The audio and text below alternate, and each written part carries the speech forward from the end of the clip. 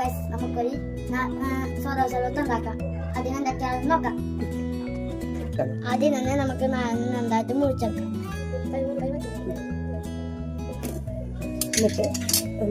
ഇതിലേക്ക് പിന്നേക്കാം.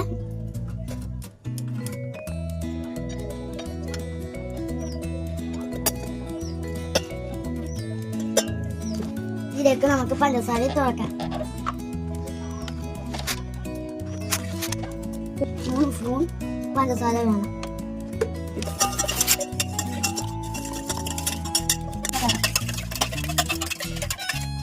ഇതിലേക്ക് സോഡ ഒഴിച്ചു.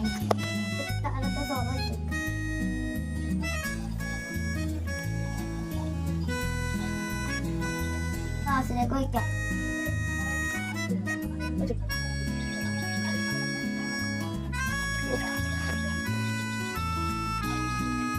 നമുക്ക് കുതിച്ച് നോക്കാം.